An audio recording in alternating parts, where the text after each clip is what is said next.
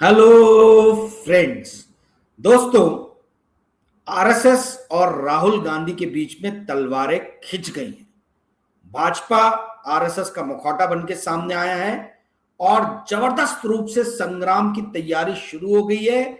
मैं ये क्यों कह रहा हूं, आज इस वीडियो में मैं आपको समझाऊंगा। दोस्तों, यूट्यूब पे तो आपने अनगिनत वीडियो देख लिए होंगे कि कल राहुल गांधी की छात्रों की गूंज जो है, युवाओं की गूंज, इस पे पुणे में कार्यक्रम हुआ।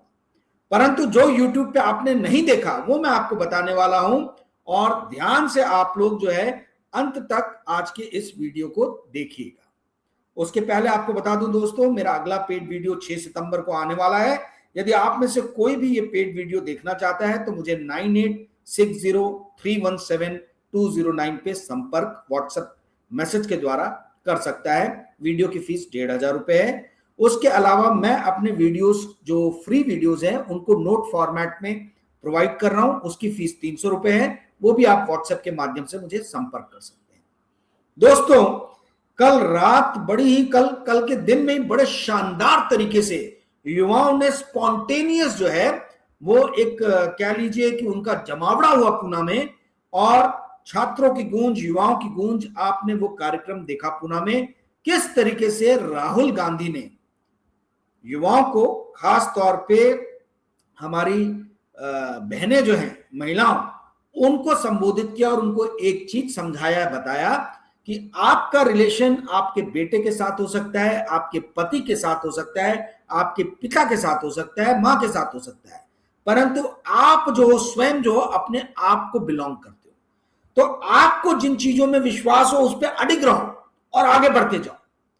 दोस्तों, जब ये राहुल गांधी का कल कार्यक्रम हुआ तो आज नागपुर में, जी हां ध्यान से सुनिए, नागपुर में आज आरएसएस ने भी एक बड़ा प्रोग्राम, जहां आरएसएस का हेडक्वार्टर है उसके पास में रेशम बाग ग्राउंड है, बहुत विख्यात ग्राउंड है। हर साल दशहरे में आरएसएस की मीटिंग यहीं पे होती है, जहां सरसंघचालक संबोधित करते हैं आरएसएस के फंक्शनरीज को, वर्कर्स को। वहां पे आज बहुत बड़ी युवाओं की पूरे विदर्भा से बुलाया गया था। 25,000 युवाओं को इकट्ठा किया गया और यह कार्यक्रम था one city one movement and one future. इसका स्लोगन दिया गया और कहा गया कि जो छात्र, जो युवा भटक रहे हैं अपने पाथ से, अपने रास्ते से, पथ से भटक रहे हैं, उनको सही रास्ते पे लाने के लिए जो है ये आरएसएस ने, भाजपा ने एक मुहिम चालू की है। ये मूवमेंट जो है, ये मंथन फॉर युवा के नाम से एक ऑर्गेनाइजेशन है, जिसको बीजेपी के ही फंक्शनरीज ने, जो ऑफ कोर्स आरएसएस के भी मेंबर है, इन्होंने शुरू किया है। और ये भटके हुए युवाओं को कल्चरल इवेंट्स में इन्वॉल्व करके, ड्राइंग हो गया, पेंटिंग, सिंगिंग, ढोल तमाशे, ये सारी चीजें करके जो है उनको गलत रास्तों से भटकने नहीं दिया जाए, इसका प्रयास कर रहे। और जैसे ही जंतर मंतर पे 20 तारीख को हुई गड़बड़ दिल्ली में, तो एकदम एक्शन में आरएसएस आ गया, ठीक है। और 23 जुलाई से ये कार्यक्रम शुरू किया गया पूरे विदर्भा में, घूम घूम के, और खास तौर पे वो सारे एजुकेशनल इंस्टीट्यूट्स जो आरएसएस से बिलोंग करते हैं, जैसे यहाँ मुंडले स्कूल हो गया, मुंडले कॉलेज हो गया, है ना, बहुत सारे, बेंजानी हो गया, मोहता साइंस हो गया, बहुत सारे ऐसे स्कूल्स, एजुकेशंस हैं जो आरएसएस की सोच रखने वाले लोगों को जो है उनको फॉलो कर, मतलब उनके जो ट्रस्टी लोग हैं वो आरएसएस की सोच में विश्वास रखते हैं। तो इन्होंने आरंभ जो है अपने एजुकेशनल इंस्टीट्यूट से किया और वहां जा जाके घूम घूम के जो है बच्चों को जो है उन्होंने संगठित किया, ये बोल के कि इनके अंदर में नैतिकता और चरित्र का जो है वो हम प्रवाह कर रहे हैं और उनको भटकने से जो है रोकने का ये एक प्रयास है। और यहीं पे, अब ठीक है, ये आपको मैं बाद में समझाऊंगा, क्योंकि देवेंद्र फडणवीस ने कुछ ट्वीट किए जो उनको नहीं करने चाहिए थे, जिसका पर्दाफाश मैं भी कर रहा हूं ये सारी बातों का। तो ये आरएसएस स्पॉन्सर्ड एजुकेशनल इंस्टीट्यूट या आरएसएस की विचारधारा में विश्वास रखने वाले जो इंस्टीट्यूट्स हैं, वहां से इसकी शुरुआत है। और जैसी जंतर मंतर पे उग्र होता चला गया, साइलेंटली आरएसएस जो है और भाजपा जो है, इसने भी बच्चों के अंदर में, युवाओं के अंदर में अपनी पैठ जमानी शुरू की। ये कांग्रेस और बाकी विपक्षी पार्टी के नेताओं को सुनने की जरूरत है वीडियो, इनको समझने की जरूरत है कि कैसे आरएसएस संगठन तैयार करता है, आरएसएस किस तरीके से अपने खिलाफ होने वाले किसी भी उग्र व्यवहार या प्रदर्शन के ऊपर में रोकथाम करता है। ये स्ट्रैटेजी समझने की जरूरत है। तो ये चालू हुआ और 23 जुलाई से जो ये आंदोलन शुरू हुआ था युवाओं को संगठित करने का, जिसके बारे में प्रेस में कोई खबर नहीं थी, ऐसा बताया जा रहा कि ये कर रहे थे, ठीक है, उसका कल्मिनेशन, उसका एंड जो है आज आनंद फानन में नागपुर में किया गया, जिसमें देवेंद्र फडणवीस जी शामिल थे। और ये देवेंद्र फडणवीस जी ने 4 घंटे पहले, 5 घंटे पहले ट्वीट किया कि राहुल गांधी के कार्यक्रम में वो जो लाखों लोग आए, बच्चे जो आए, वो तो एक्चुअल में जो कांग्रेस के नेता जिनके स्कूल और कॉलेज है वहां से लाए गए। तो आपके आज के कार्यक्रम में कहां से लाए गए देवेंद्र जी, और ये आनंद फानन में आप क्यों आए? दोस्तों, बहुत बड़ी गहरी राजनीतिक जो है चालें चली जा रही है, बिसाते बिछ गई हैं, और नागपुर इसका ओरिजिनेशन पॉइंट है। कल मैंने आपको वीडियो बना के बताया था कि कैसे नितिन गडकरी हाशिए पे जा रहे हैं, और वहीं अभी दिख रहा है कि आरएसएस देवेंद्र फडणवीस को तैयार कर रही है। क्या आरएसएस देवेंद्र फडणवीस को राहुल गांधी के खिलाफ खड़े रहने के लिए 2029 में तैयार कर रही है एज ए प्रधानमंत्री का चेहरा? ये सोचने वाली बात है। देवेंद्र फडणवीस ने डायरेक्टली राहुल गांधी के ऊपर में अटैक किया है। देवेंद्र फडणवीस जो ऐसा बताया जा रहा है कि इस कार्यक्रम में नहीं आना था, उनको हालांकि इन्विटेशन था, परंतु वो आज आए और उन्होंने इस कार्यक्रम में जो है जिस तरीके से राहुल गांधी ने भाषण दिया, कोशिश वैसी की, ठीक है, परंतु कुछ उतना हुआ नहीं। वैसे उतने छात्र भी नहीं थे, क्योंकि 25,000 आए हैं ऐसा इनका दावा है। आरएसएस के संगठन और भाजपा युवा मंच, युवा मोर्चा, इनके जो लोग हैं वो यहां प्रेस में बता रहे हैं कि 25,000 से ज्यादा युवा थे। दोस्तों, देवेंद्र फडणवीस का नागपुर में आज रहना, आरएसएस और भाजपा का आनंद फानन में राहुल गांधी ने कल जो भयानक बड़ी रैली ली, उसके समानांतर अगले दिन ही एक बड़ी रैली नागपुर में लेना, और भाजपा के लोगों का ये घोषित करना कि जो युवा भटक रहे हैं हम उनको अपने आलिंगन में लेके सही पथ पे ले जाने की तैयारी कर रहे हैं, और उसी के अंदर में ये पहला जो है ये कदम है। ये भारत में कहीं कदम नहीं उठाया जा रहा। इसे देवेंद्र फडणवीस की कॉन्स्टिट्युएंसी, नितिन गडकरी की कॉन्स्टिट्युएंसी नागपुर शहर में और विदर्भा में उठाया जा रहा है। दोस्तों, मुझे दिख रहा है कि आगे आने वाले दिनों में भाजपा से यदि कोई बड़ा कैंडिडेट पीएम की दावेदारी के लिए उभर रहा है और जिसके पीछे आरएसएस अपनी पूरी ताकत लगा रहा है, वो है देवेंद्र फडणवीस। योगी का नाम चलाएंगे लोग, अमित शाह करेंगे, पर लास्ट मोमेंट पे देवेंद्र फडणवीस का जो है ये ऐसा लग रहा है कि पासा फेंका जाएगा। आरएसएस सरप्राइजेस देने में बहुत माहिर है। किसी ने नहीं सोचा था कि नितिन नवीन जो है वो भाजपा के अध्यक्ष बनेंगे। आरएसएस ने अपना खेल कर डाला, नितिन नवीन बन गए। नितिन नवीन के पिताजी आरएसएस के बहुत क्लोज थे, आरएसएस के फंक्शनरी थे। तो आरएसएस सरप्राइजेस देने में माहिर है, और जिस तरीके से ये आनंद फानन में कार्यक्रम आज आयोजित किया गया, वो भी रेशम बाग में आयोजित किया गया जहां आरएसएस का हेडक्वार्टर है। तो दोस्तों, उससे समझ में आता है कि बहुत बड़ी खिचड़ी पक रही है। भाजपा और आरएसएस के लोग बहुत ज्यादा परेशान है कि जिस तरीके से युवाओं का, जेनजी का जो है आंदोलन उन्होंने देखा, उनको लग रहा है कि ये एक ऐसा वर्ग है जो उसके हाथ से बाहर निकल गया। ये एक ऐसा वर्ग है जिसको इन्होंने अभी तक एड्रेस नहीं किया। बढ़ती हुई बेरोजगारी, बढ़ती हुई महंगाई और बच्चों में बढ़ती हुई निराशा जो है, जो नेगेटिव थॉट्स है, ये सबसे बड़ा जो है ये आने वाले दिनों में फैक्टर रहने वाला है भारतीय जनता पार्टी के खिलाफ जाने में, आने वाले चुनावों में। ये जो बच्चों का, छात्रों का आक्रोश है, ये जो गुस्सा है, इसको कैसे कंटेन किया जाए, इसकी तैयारी, इसकी स्ट्रेटेजी में आरएसएस लग गया। आरएसएस में बड़े बड़े थिंक टैंक जो है इस पे काम करने लग गए हैं। और ये भी जो प्रोग्राम हुआ था, जो नागपुर में सीनेट के भाजपा से मेंबर है, मतलब वो है भाजपा के मेंबर, बट नागपुर विश्वविद्यालय में सीनेट के मेंबर है, उन्होंने ही चिंतन मंथन फॉर यूथ जो है ये प्रोग्राम ऑर्गेनाइज किया। ये उनके चिंतन का, उनकी सोच का ये था।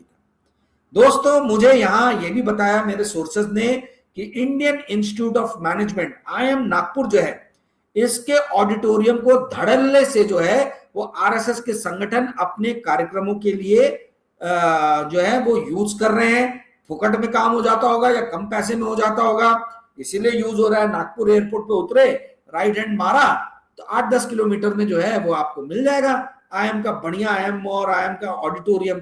और यहाँ अगर आरएसएस के गढ़ में रेशम बाग में जाएंगे तो बड़े बड़े गड्ढे हैं, बड़ा बड़ा ट्रैफिक कंजेशन है, कौन जाएगा वहां पे?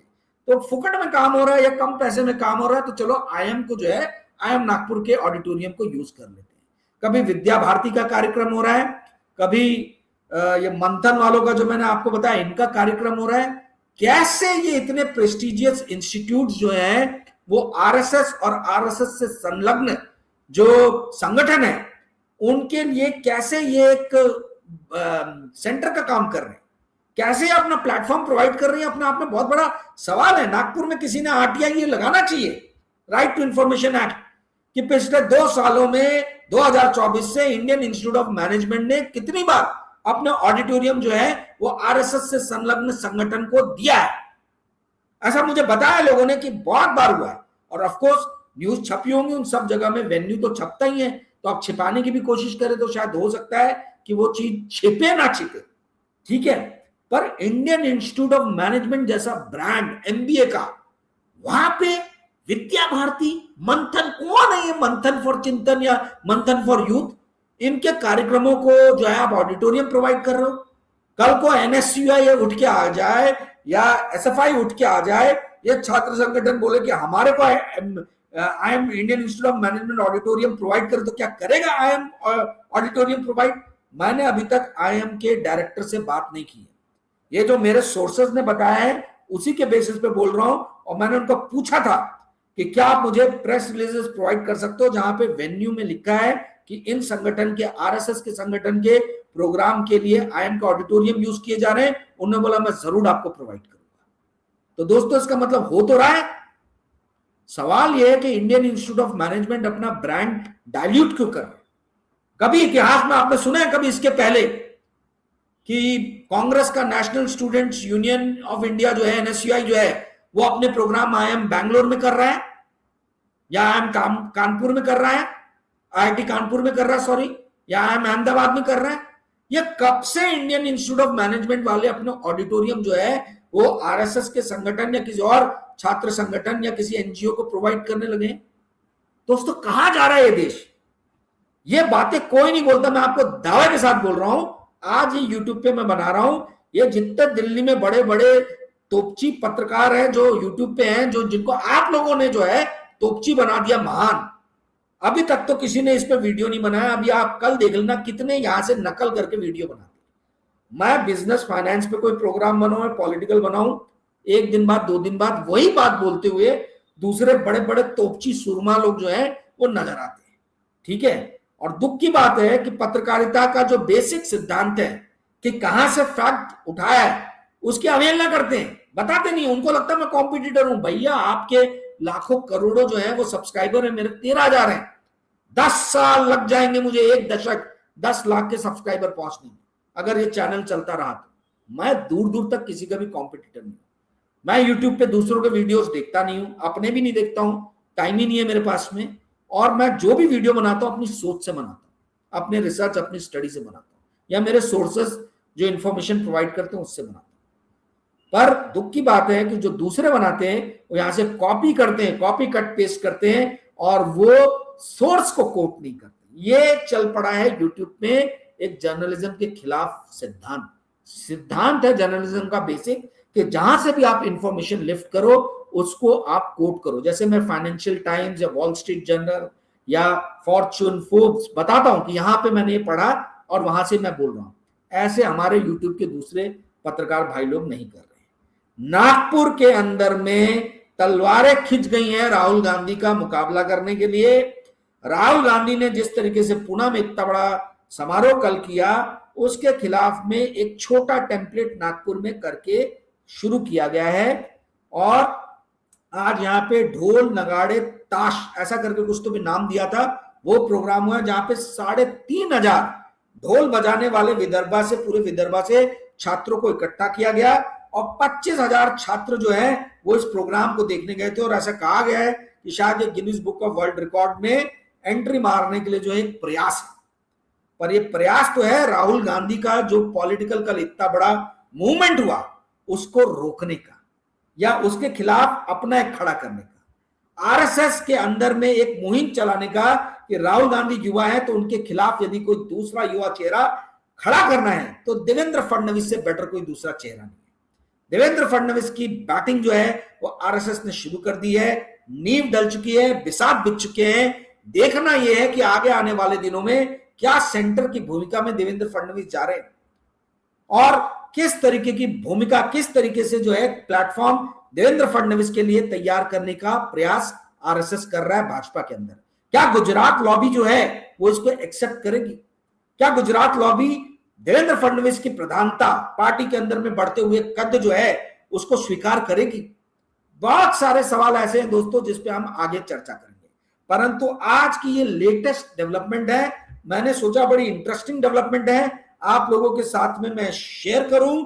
बाकायदा उसमें कहा गया है कि ये गाइड करता है मिसगाइडेड यूथ को, ये कार्यक्रम।